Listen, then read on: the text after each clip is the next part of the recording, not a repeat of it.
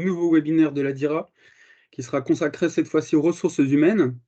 Alors ensemble, on avait déjà pratiqué des thèmes comme la cybersécurité, la flambée des coûts énergétiques, etc. Aujourd'hui, la thématique qu'on a choisie, c'est les difficultés de recrutement et les leviers pour contourner ces difficultés.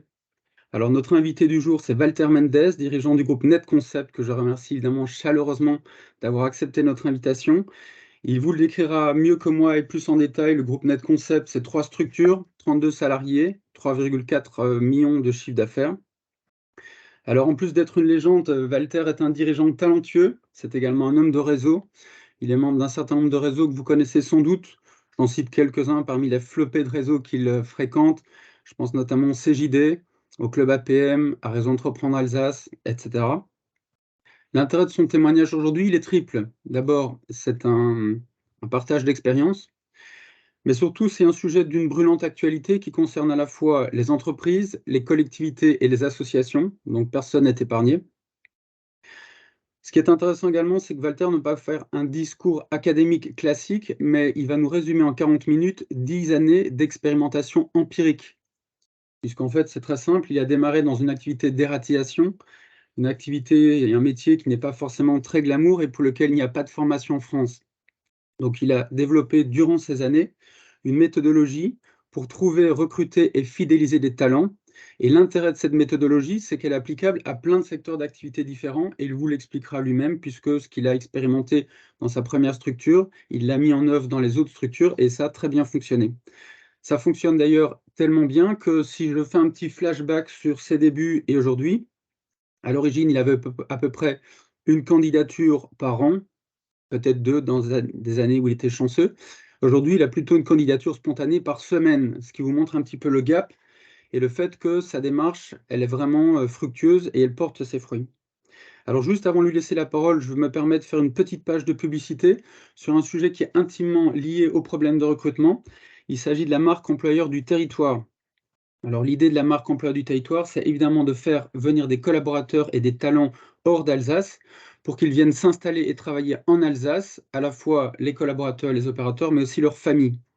Et donc, qu'est-ce qu'il faut retenir de ce projet marque employeur du territoire dont vous entendrez de plus en plus parler dans les prochaines semaines? D'abord, c'est que c'est un projet qui est piloté par la DIRA et par la marque Alsace. Il devrait se concrétiser à l'automne, en tout cas à la rentrée, vous verrez des choses concrètes.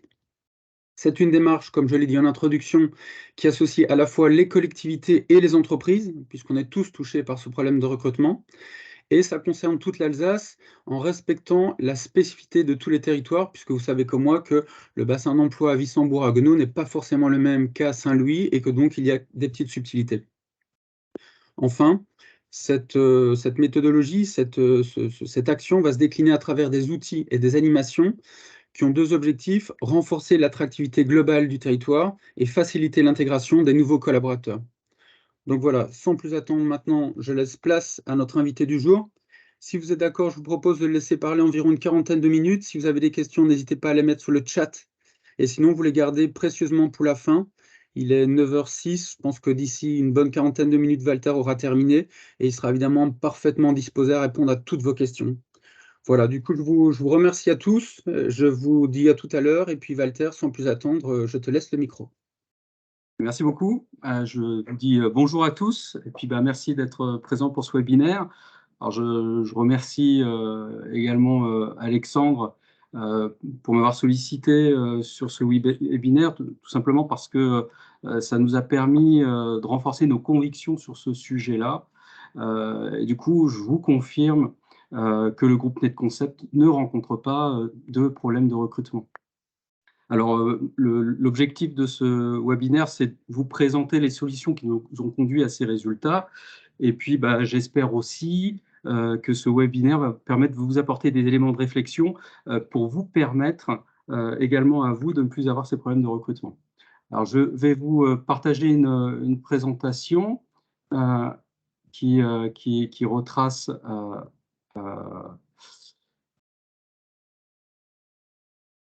alors, c'est de la technique, hein, ça prend toujours un petit peu de temps. Ouais, mais c'est bien de faire durer le suspense. C'est ça, c'est ça. Il faut juste utiliser le temps en attendant. Peut-être as-tu une blague belge à nous raconter en attendant? Je voudrais pas distraire nos participants. Surtout pas.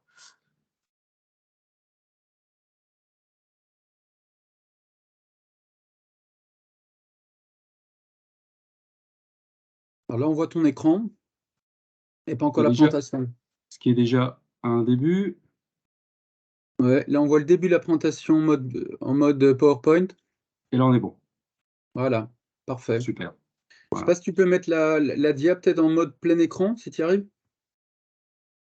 C'est pas le cas actuellement?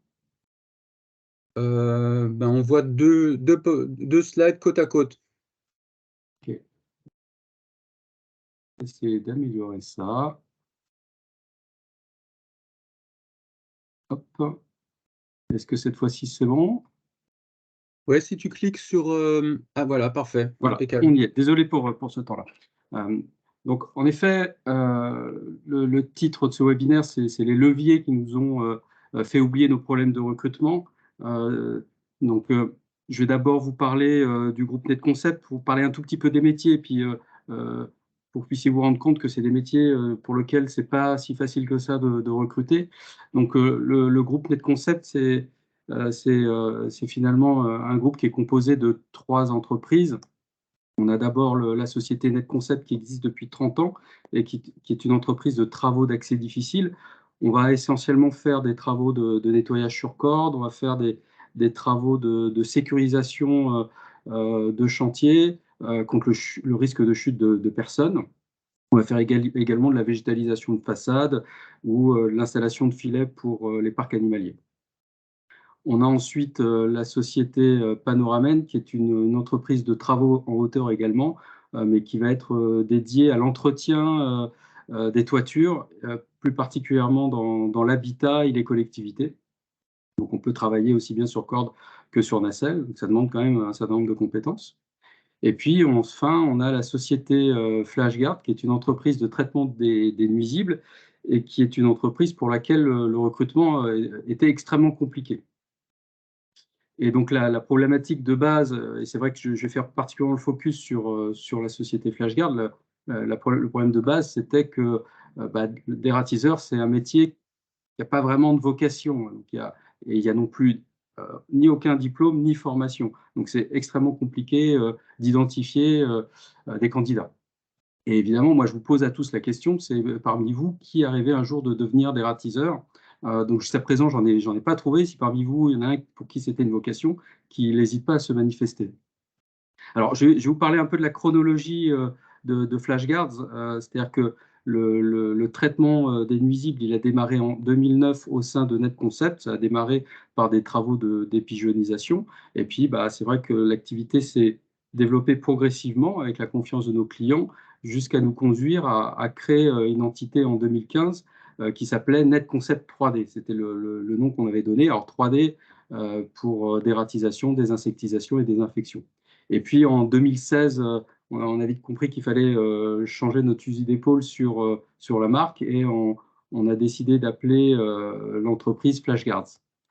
Dès l'année suivante, on a commencé à mettre en place nos premiers leviers de recrutement et en 2018, une mise en place d'une stratégie de recrutement. Parce qu'en fait, nous, on se rend bien compte que les entreprises, elles sont capables de mettre en place des stratégies de développement, c'est-à-dire qu'on va être capable de lancer une stratégie qui va nous permettre de développer un produit à l'autre bout de la planète ou créer des produits innovants qui vont révolutionner le marché. Mais c'est vrai que la stratégie de recrutement, c'est pas quelque chose qui va être forcément fait par les entreprises. Et alors, la question, c'était comment attirer les candidats vers une activité qui ne plaît pas, mais qui était plutôt en fort développement. Alors nous, quand on a créé cette activité, ça, c'était le logo de l'époque. Alors c'est vrai qu'on n'avait pas trop réfléchi à l'impact de ce logo, et puis on n'avait pas trop de moyens. Donc très rapidement, nous, on nous disait, mais non, ce n'est pas une entreprise de traitement des nuisibles, c'est plutôt une entreprise d'espace vert, puisqu'on voyait quelqu'un en train de pulvériser au sol. Certains nous disaient même, est-ce que c'est pas plutôt une entreprise d'initiation de golf? On a même eu des remarques de type, est-ce que c'est pas une agence de voyage pour aveugles? On a l'impression de voir quelqu'un qui avait une canne. Donc en effet, c'était déjà très compliqué d'identifier le métier de NetConcept 3D. Et puis, on a pris une décision très importante, c'était d'avoir une réflexion sur notre raison d'être, c'est pourquoi on est là et qu'est-ce qu'on apporte aux gens.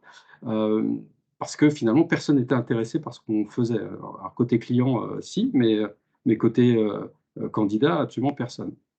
Et donc, du coup, pour faire ce travail, on a fait appel à une agence de communication pour nous accompagner. Alors, c'est vrai que je la cite parce qu'elle nous a beaucoup aidés sur ce travail-là. La société s'appelle My Client is Rich et ils sont basés à Strasbourg.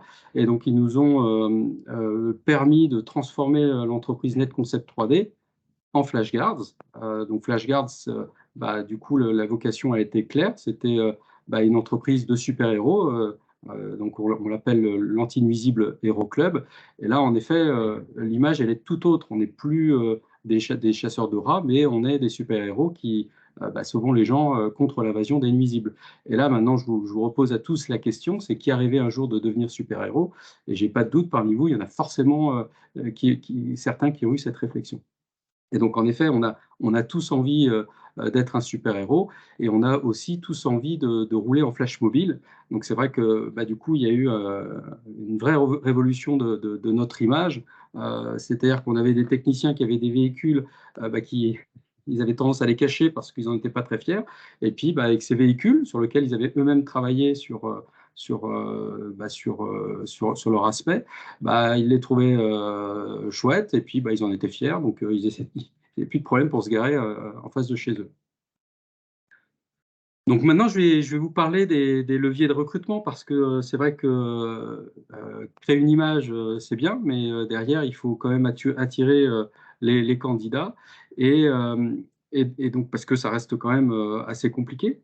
Et donc le premier levier qu'on a utilisé, c'était vraiment tout de suite au démarrage de la marque FlashGuards, c'était c'était un jeu. C'est-à-dire que nous, la problématique auquel on était confrontés, c'était que il n'y a pas de formation, il n'y a pas de diplôme. Donc, rechercher des CV sur lesquels on avait ces formations, ces diplômes, ce n'était pas possible. Donc, finalement, ce problème, on ne l'avait pas, ce qui fait que ça a complètement ouvert le potentiel de recherche. Mais par contre, ça reste un métier qui est quand même assez complexe, qui nécessite un certain nombre de capacités pour que ça fonctionne, notamment le fait d'être curieux, persévérant, logique, euh, d'avoir aussi une approche relationnelle, sociale. Et puis, là aussi, c'est l'agence de communication qui nous a mis sur la voie en disant le jeu vidéo, il reprend un petit peu ses caractéristiques. Et donc, du coup, il nous a développé ce petit jeu. Alors, je vais vous le partager. C'est extrêmement simple, mais finalement, l'idée, c'était plutôt que de déposer un CV, vous allez participer à ce jeu qui était très simple, hein, c'est-à-dire que l'objectif c'était d'obtenir un entretien et d'atteindre un certain score pour pouvoir bénéficier d'un entretien. Donc le jeu est extrêmement simple, hein, c'est un type de Pac-Man. Et puis finalement, ce que l'on avait en face, c'est un classement avec les différents candidats qui mettaient leur score. Alors, on se rend compte qu'il y a eu beaucoup, beaucoup de monde qui ont joué, et notamment des candidats qui sont aujourd'hui salariés.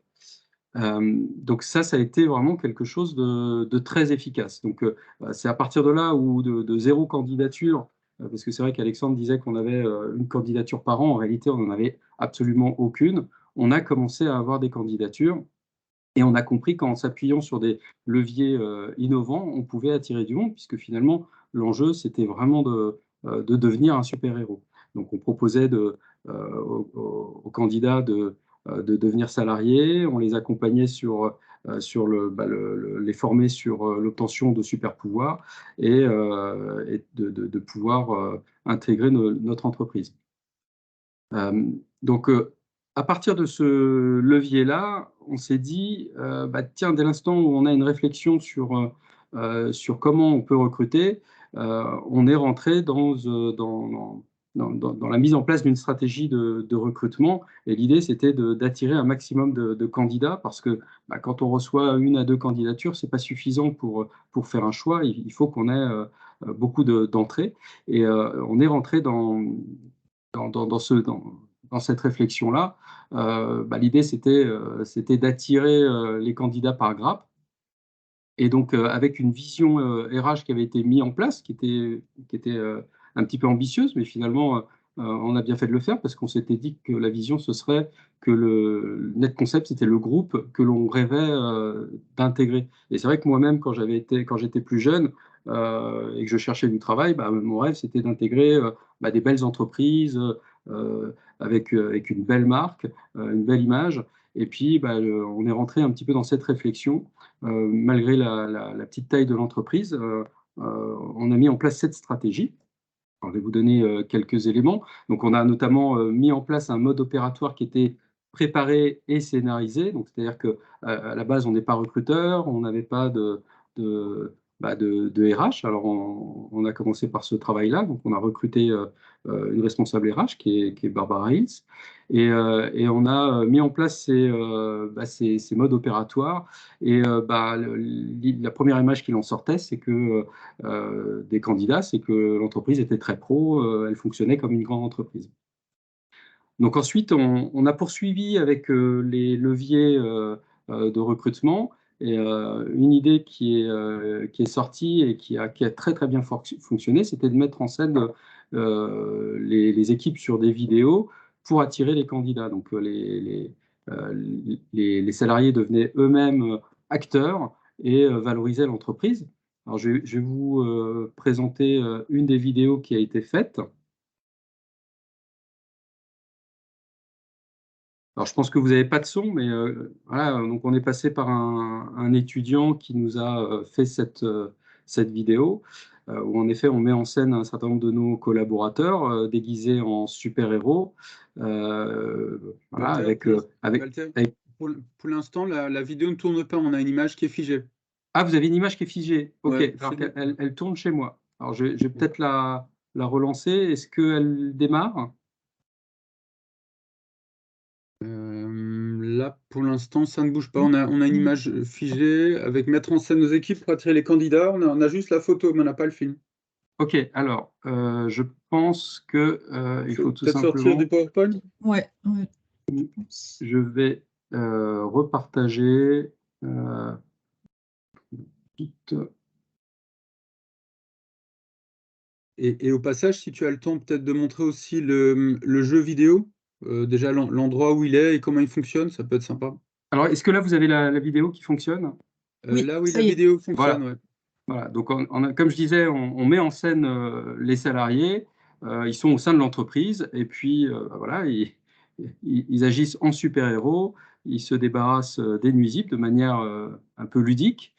Donc on va envoyer des messages qui va expliquer que finalement c'est un métier qui est accessible, qu'il faut quand même un certain nombre d'aptitudes, comme le permis de conduire par exemple. Et puis c'est surtout une formation interne qui est donnée, avec vraiment une image de super-héros qui est présentée. Et voilà, un côté assez fun et qui plaisait beaucoup. Alors ça, c'est la vidéo qui nous a généré le plus de candidatures, avec des embauches à la clé, en fait. Et c'est vrai que c'est une vidéo qu'on a diffusée tout particulièrement dans les réseaux sociaux, qui a fait tout le tour et qui a conduit à un tel succès sur le recrutement. C'est vrai que je crois que c'est le levier qui a généré le plus de recrutement.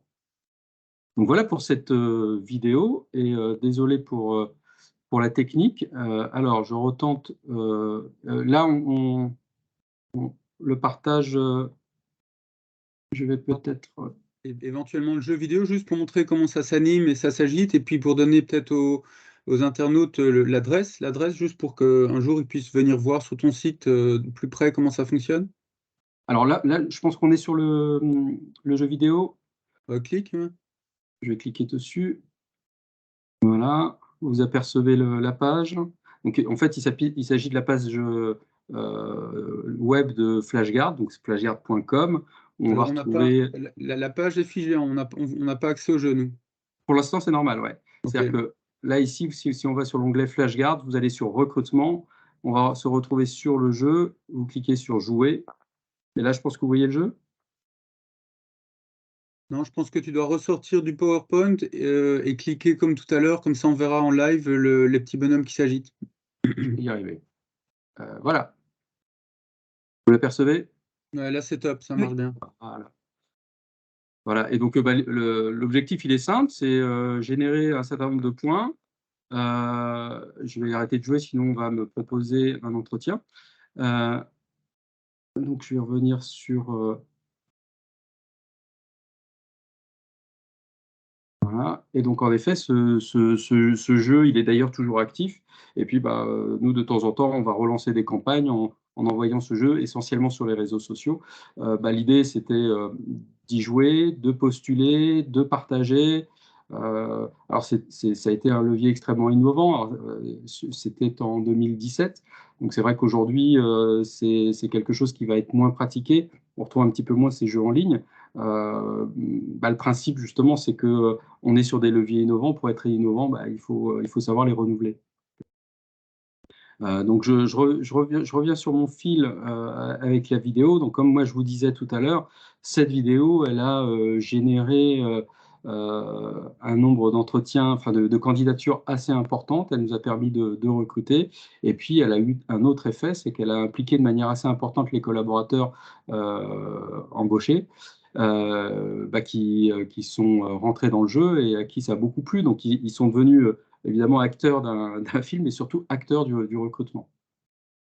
Et alors justement, on s'est rendu compte que d'être acteur du recrutement, c'était intéressant parce que c'est une super manière, pour valoriser, l'entreprise auprès des candidats.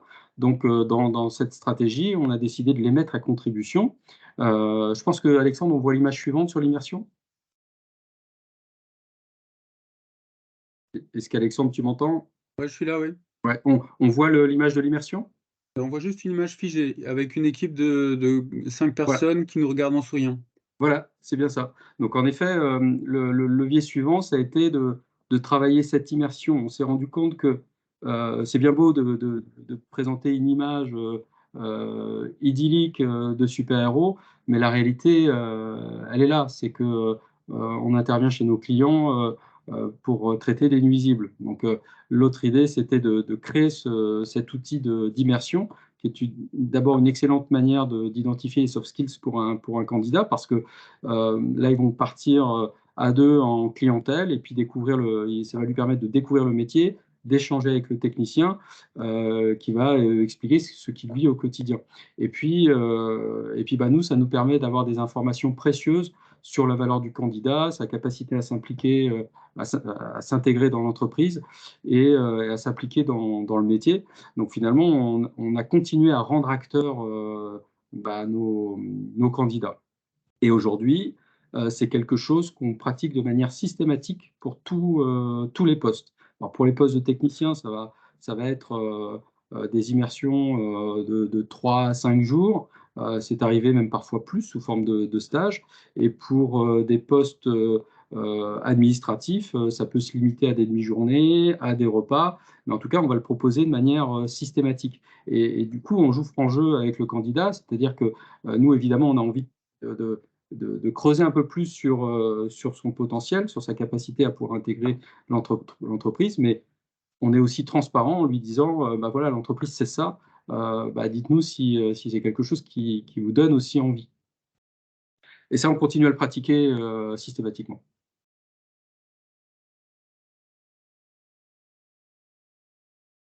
Alors, nous, on a aussi décidé, de se défaire des idées, préconçues.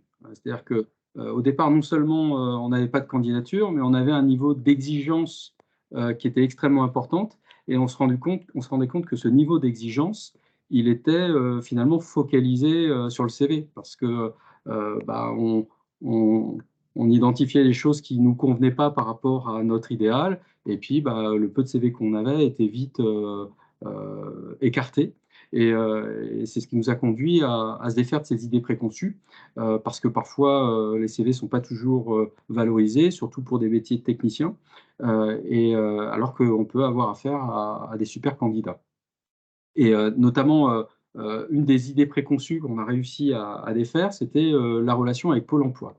Hem, alors je n'ai pas vérifié s'il y avait des gens de Pôle emploi, mais c'est vrai que, je le reconnais, au tout début, je disais: «Non, je ne vais pas faire appel à Pôle emploi parce que, ça marche pas». Voilà, c'était vraiment la réflexion qui était faite, et puis les peu d'échanges que j'ai pu avoir, je les avais jugés pas satisfaisants, donc je m'étais éloigné de ces solutions-là. Et puis, bah, dans le cadre de notre stratégie de recrutement, on s'est dit, bah, ça reste quand même un acteur extrêmement important parce que bah, ils accompagnent les candidats, ils brassent beaucoup de monde. Donc, comment on peut travailler ensemble? Et puis, bah, là, c'est Barbara qui a travaillé sur ce sujet-là. Finalement, en discutant avec eux, on a trouvé un modèle qui est assez intéressant et qui a fonctionné. C'est que on les sollicitait pour valoriser nos métiers. Alors, c'est vrai qu'au niveau des affiches, c'était pas terrible, comme quoi il y a encore des efforts à faire, mais on leur proposait de venir découvrir le métier et la présentation était faite directement par nous. Je vous montre deux photos exemples. On a ici, là encore, on met en scène nos salariés qui vont présenter le métier. Donc, ça se fait en salle et ça se fait également directement sur le terrain. Donc là, on a des candidats qui ont bah, la possibilité de voir comment se passe ce métier-là. Donc ça permet de susciter des vocations. Alors, c'est des gens qui ne sont pas du tout formés dans ce métier-là, euh, mais qui du coup, le fait d'être attirés par le métier, sont venus vers nous et ça nous a permis d'avoir un certain nombre de candidatures, dont certaines ont abouti. Alors, justement, Walter, pas de... on a vu qu'une seule photo, c'est normal ou bien tu as fait défiler Ah, plusieurs photos? alors, j'en ai fait défiler trois. Je vais Ok. retenter On la ne voit troisième. que, on ne voit que les deux collaborateurs qui sont devant la cathédrale. Alors, là, je pense que vous avez une photo. Ouais, là, on a une photo, ouais. Voilà. Donc, la première photo, c'est finalement les collaborateurs qui sont dans une salle et qui présentent de manière théorique le métier. Ouais. Et sur cette photo, on va voir nos collaborateurs qui sont en action sur le bâtiment de Pôle emploi et bah, devant des potentiels candidats. Mhm. Et donc, bah, pour ces candidats-là, c'est une découverte. C'était des métiers qu'ils ne connaissaient pas. Alors, on peut le constater, il y a des hommes, mais aussi des femmes. Donc, nous, on a eu bah, des hommes et des femmes qui sont venus vers nous d'abord pour faire des stages. Et puis, bah, je sais que sur cette session-là, puisque je le reconnais, on a recruté une personne. Donc, finalement, le job de Pôle emploi, c'était d'attirer des demandeurs d'emploi en valorisant notre métier et aussi de manière ludique, c'est-à-dire qu'on n'est pas que assis devant une chaise, on n'est pas devant des annonces à les lire, on est devant une équipe qui est en action. Et c'est vrai que ça a suscité de l'intérêt. Je reviens sur ma présentation. Donc, en effet, pas de profil type et pas de préjugés. Ça conduit à une chose, c'est d'emmener justement ce type de candidat vers de la reconversion et de la formation. Parce que je vous le répète, si je reprends le métier de technicien pour le traitement des nuisibles, il n'y a pas de formation, pas d'école. Donc, la reconversion, elle est forcément obligatoire. Et donc, du coup, nous, on a développé justement cette capacité à pouvoir former des candidats qui ne connaissaient pas le métier. Donc, ça nous a obligés à beaucoup travailler sur ce sujet-là, à énormément impliquer nos collaborateurs parce que bah, ils deviennent formateurs. Et, et c'est quelque chose qui prend quand même du temps. Et depuis, bah, je n'ai pas de chiffre précis, mais on a plus de la moitié des collaborateurs qu'on va recruter, plus de la moitié, je dirais ouais, 75%, qui à la base ne connaissaient pas le métier, n'étaient pas formés au métier. Et alors, sur la reconversion, la formation, je vais vous partager une image. Je ne sais pas si vous la voyez, Alexandre. Pour l'instant, ça n'a pas bougé. On a toujours la cathédrale. Alors, j'ai compris le principe, donc cette fois-ci, vous la voyez. Ouais, là, on te voit, ouais, dans une salle d'escalade. Et alors, en l'occurrence, ce sont nos locaux. Donc, on a installé un mur d'escalade avec tout un tas d'ateliers de travaux sur corde qui va nous permettre déjà de renforcer nos compétences pour nos collaborateurs, mais aussi de faire de l'initiation pour des stagiaires, des personnes qui sont attirées par le métier. Et donc, on a associé l'aspect ludique du métier, c'est-à-dire l'escalade. C'est vrai que l'escalade, c'est du loisir. Et on fait comprendre à ces personnes-là que finalement, on a un lien entre ce loisir et notre métier, même si notre métier, c'est pas du loisir, mais il y a forcément des liens qui sont faits. Et entre les deux, c'est la formation. Et donc, du coup, on se retrouve avec des ateliers de formation. Alors, si je prends le métier des travaux sur corde, là, il existe des formations. Donc, on a plutôt tendance à proposer l'initiation pour identifier le potentiel et ensuite de les envoyer en formation. Alors, très souvent, ça se fait par le biais de Pôle emploi. Donc là, il y a des programmes de financement des formations, ce qui fait qu'on ne va pas forcément passer par nos OPCO. Et puis, ça nous permet de retrouver ces candidats formés sans que ça génère un coût important pour nous. Je reviens sur la présentation. J'ai l'impression qu'on est de plus en plus à l'aise avec les photos maintenant. Oui, je deviens vraiment un professionnel. Alors, je vous parle d'un autre levier de recrutement. Alors évidemment, là, on est sur des leviers à plus long terme. Ça fait aussi partie de notre stratégie. Il faut pouvoir recruter aujourd'hui, mais il faut pouvoir se donner les moyens pour que nos recrutements soient plus simples demain. Et donc là, on est parti sur différents outils, et en particulier celui-ci. Alors, c'est vrai que Alexandre a eu l'occasion de m'accompagner sur ce genre de programme. Donc le DACIP, en fait, c'est un dispositif d'accompagnement collectif et individuel de proximité, où là, on va toucher les jeunes des quartiers. Donc c'est un dispositif qui a été créé il y a 10 ans et à Neuhoff, où on va finalement créer un lien entre le jeune et l'entreprise. Donc c'est valoriser l'entreprise et l'entrepreneur, son accessibilité auprès des jeunes. Donc moi, ça fait plus de 8 ans que je travaille avec ce dispositif. Alors, et il m'a tellement plu, et il a été tellement utile que j'en suis devenu président. Donc aujourd'hui, c'est moi qui préside cette association. Et l'idée, c'est d'en faire profiter les autres entreprises. Mais c'est vrai que c'est des candidats qu'on avait à peu près aucune chance de rencontrer, puisque c'était plutôt des personnes éloignées de l'emploi, qui connaissent pas forcément le tissu économique, qui ont très peu d'informations sur l'existence de certains métiers. Donc, du coup, qui candidataient jamais pour ce type de métier. Voilà, c'est plutôt des gens qui vont candidater pour des usines, pour des emplois qui sont un peu plus connus pour eux. Et le DACIP va permettre à ces jeunes de découvrir ce métier-là. Et évidemment, c'est un travail de long terme, puisqu'on va aller chercher les jeunes de 16 à 18 ans qui vont plutôt rentrer dans le monde du travail vers 22, 23 ans, en passant par des cases formation. Donc, en effet, c'est accompagner les jeunes éloignés de l'emploi pour les rapprocher de nos entreprises. C'est un des slogans qui est utilisé. Autre levier à moyen et long terme, c'est s'appuyer sur les valeurs du sport au service de l'entreprise. Donc nous, on s'est rendu compte, d'abord tout simplement en employant des collaborateurs qui faisaient du sport, que les valeurs du sport, finalement, elles sont très proches des valeurs de l'entreprise. On est d'abord sur des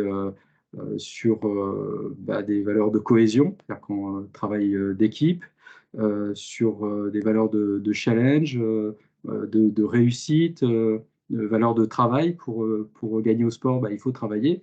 Et donc, du coup, moi, j'ai aussi décidé de m'associer à un club en particulier, alors, le futsal, parce que on se retrouve avec à la fois des jeunes qui sont prêts pour l'emploi et qui ont des potentiels, mais qui ne sont pas formés. Et puis, on a des plus jeunes qui le seront un jour. Et donc, en effet, le fait de valoriser une marque auprès de ces jeunes sportifs, ça permet de se donner les chances de recueillir des candidatures demain. et voire même plus, de susciter des vocations, parce que tous ces jeunes de ce club-là, ils savent très bien ce que fait FlashGuard. Donc, quand on a 10 ans et qu'on connaît FlashGuard et qu'on sait que c'est une entreprise de traitement des nuisibles, au moment où on rentre dans le monde du travail, ou au moment même où on va vers des études, on va se dire, je vais adapter mes études, mes formations pour me diriger sur des métiers de ce type-là. Alors là aussi, je m'y suis tellement appliqué que je suis devenu président de ce club. Alors, on a également quelques principes, parce que c'est vrai que moi, je suis en train de vous expliquer des choses plutôt innovantes qui sont un petit peu différentes de ce qu'on a l'habitude de retrouver en recrutement. Mais on a gardé des principes importants, parce qu'on ne peut pas faire n'importe quoi, mais notamment, et c'est vrai qu'on l'a nous-mêmes découvert, c'est qu'on donne toujours une réponse au candidat, notamment quand c'est négatif.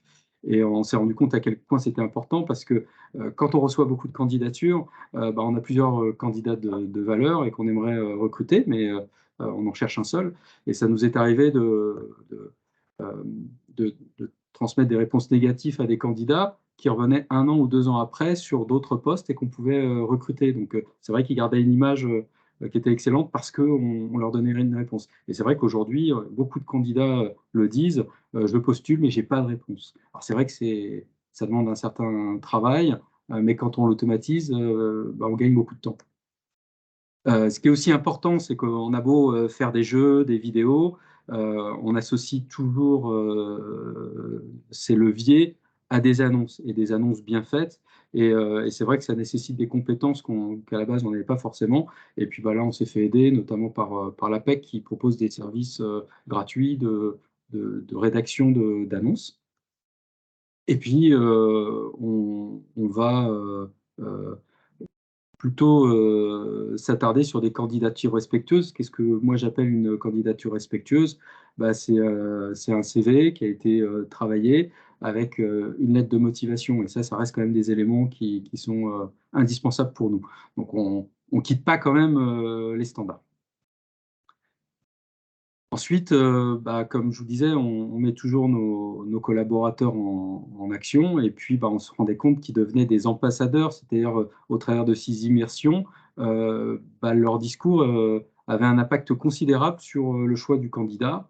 Le candidat se disait, si lui il est bien dans la boîte et qu'il en dit du bien, c'est qu'elle est vraiment bien, donc je vais le rejoindre.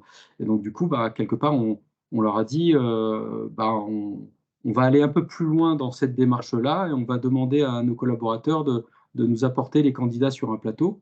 Et d'ailleurs, c'est Barbara, notre responsable RH, qui disait que nos meilleurs recruteurs sont nos salariés. Et c'est vrai que ça nous a conduit à utiliser un outil qui marche très très bien et qui est valorisant, c'est la cooptation. Et donc, mais on ne le fait pas n'importe comment. C'est-à-dire que c'est vrai que quand on va décider de passer par un recruteur, ça coûte de l'argent. Alors, ça marche très bien, mais ça coûte de l'argent.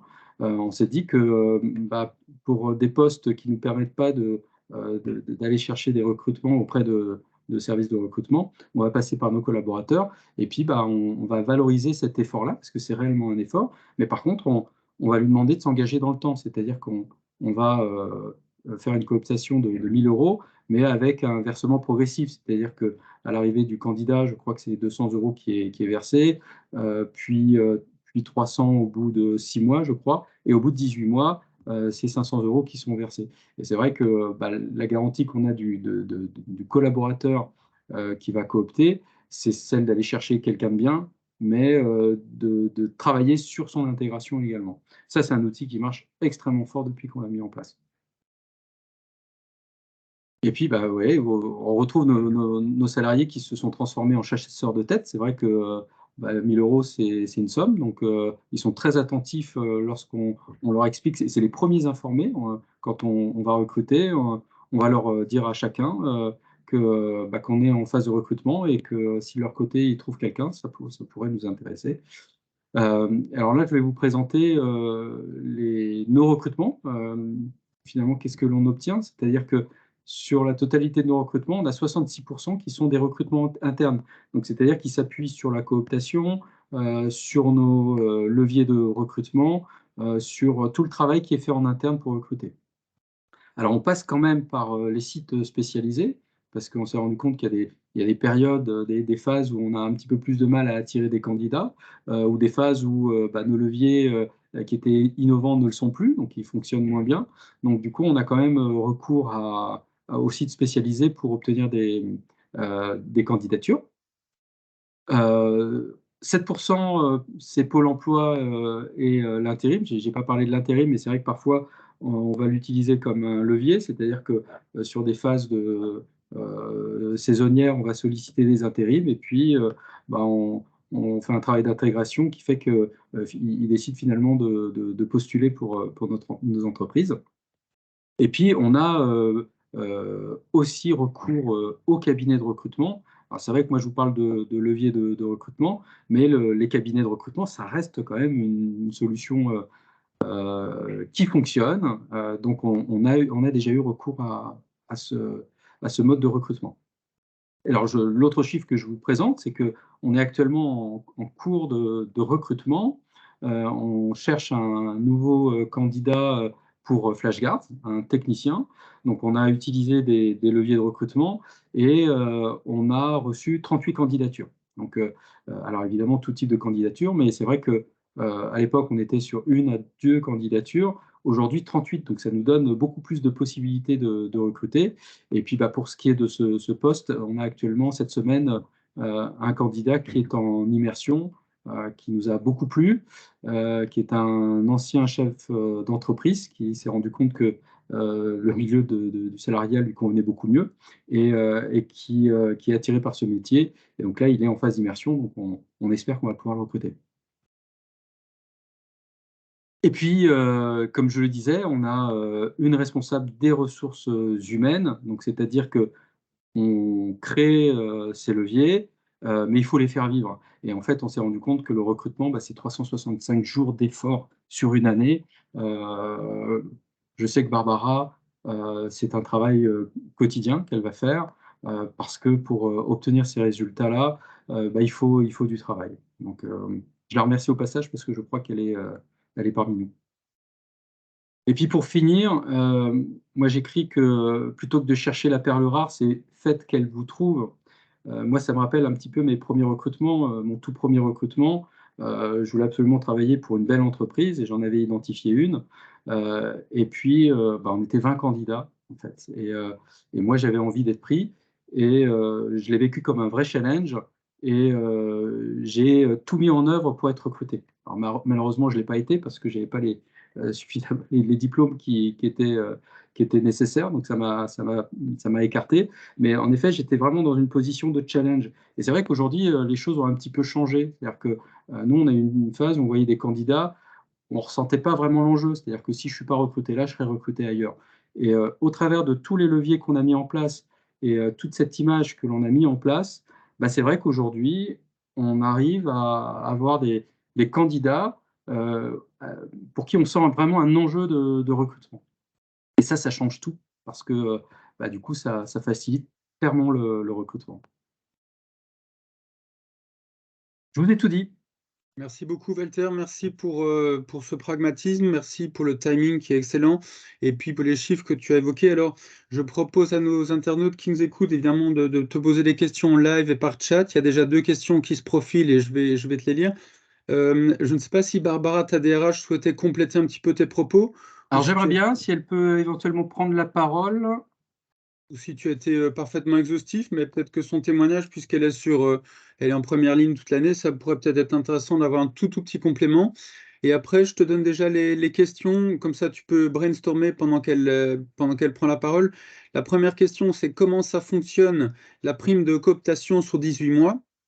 Et la deuxième question, pouvez-vous nous préciser qu'est-ce qu'il y a exactement derrière vos 66%, s'il vous plaît? Ok, Voilà. alors Donc, est-ce que Barbara, tu nous entends? Alors j'ai l'impression que non.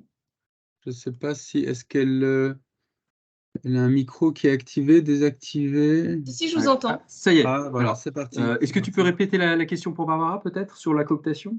Ouais, juste 2 questions, Barbara. La première, c'est est-ce que tu avais envie de compléter les propos de Walter? Et les 2 autres questions qui s'affichent, la première, c'est comment fonctionne la prime de cooptation sur 18 mois? Et la deuxième, pouvez-vous nous préciser qu'est-ce qu'il y a exactement derrière les 66%, s'il vous plaît? Bonjour à tous. Donc, ce qui se cache exactement derrière la prime de cooptation, ben, c'est très simple. Donc, on informe dans un premier temps les candidats, notre personnel en interne qu'on a des recrutements d'ouverts. C'est vraiment les premiers qui sont prévenus.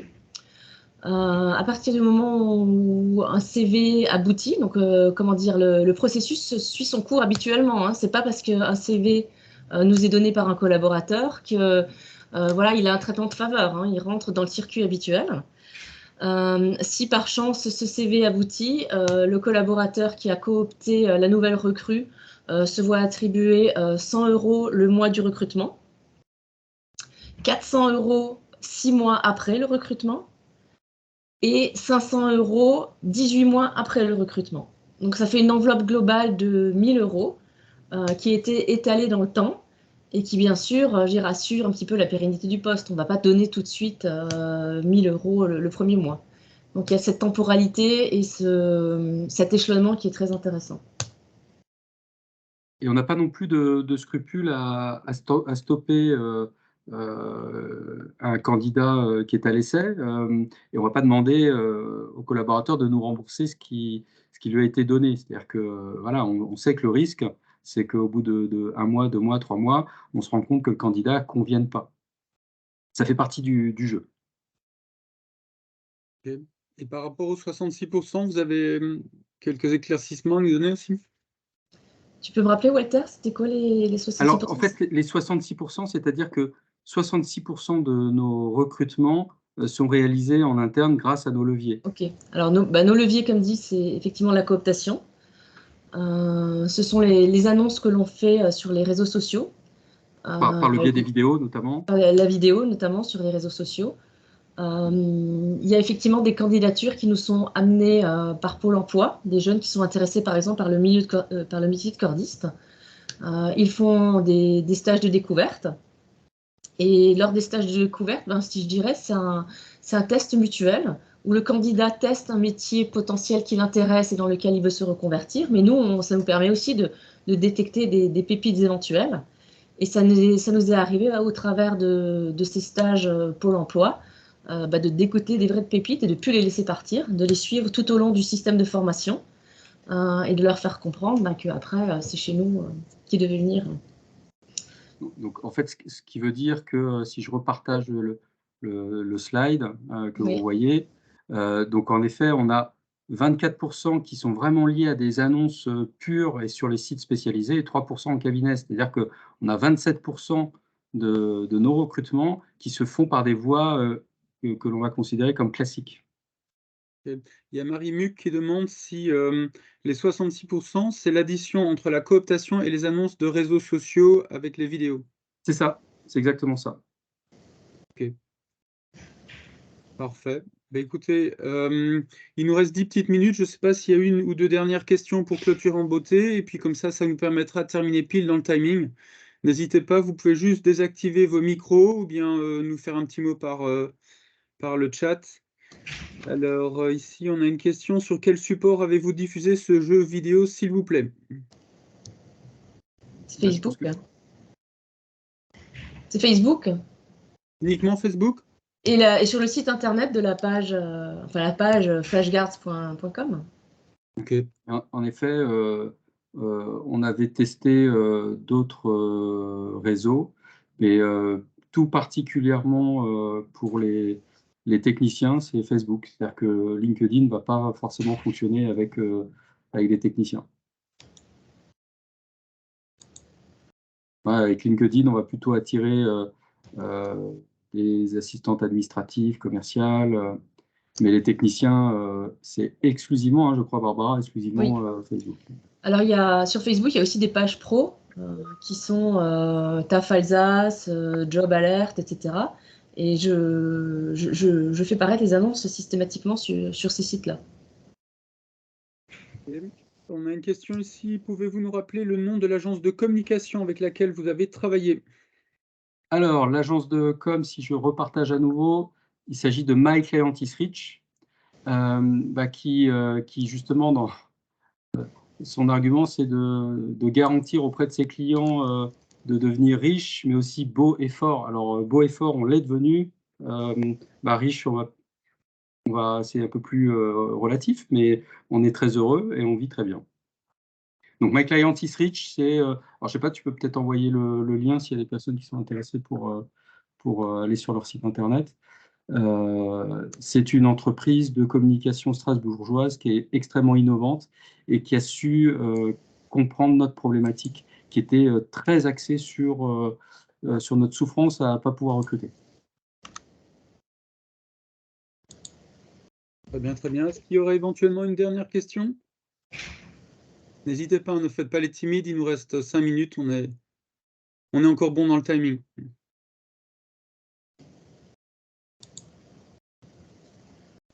Non? Plus de questions? 3, 2, 1. Ah, attendez. Si. Ah si, ça vient. Sous quelle forme juridique faites-vous les immersions? C'est des PMSMP via Pôle emploi. Ok, de manière plus détaillée, ça veut dire quoi? C'est des préparations, c'est des périodes d'immersion. Alors, attendez, l'acronyme, je vais le trouver.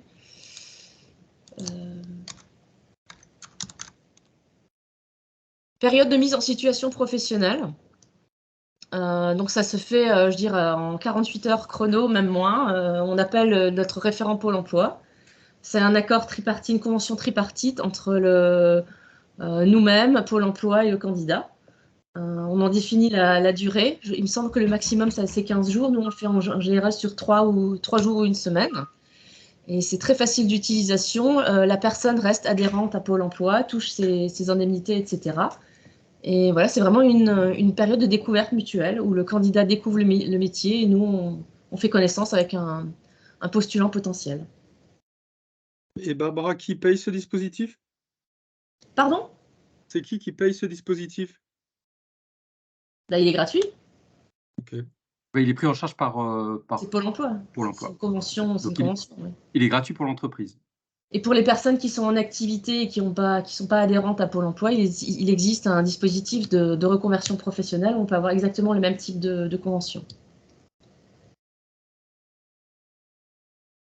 Parfait. Alors ça, c'est notamment des informations qui ont été obtenues grâce à nos partenariats avec Pôle emploi. Hein. Donc, quand je dis qu'ils sont très utiles, ils le sont vraiment.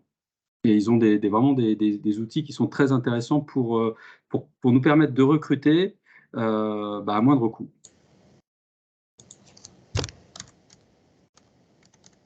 Écoutez, je pense qu'on arrive au bout de cet échange. Je voulais encore vous remercier tous les deux pour ces informations pragmatiques, ces chiffres, ces questions, ces réponses. Donc, un grand merci à vous, un grand merci à tous nos internautes, et puis on vous donne rendez-vous pour un prochain webinaire Adira sur un thème économique d'actualité. Voilà, je vous souhaite à tous une excellente journée, une excellente semaine, et puis je vous dis à bientôt. Merci, au revoir. Bonne journée, merci à toi, Walter. Merci, Barbara. Au revoir. Au revoir.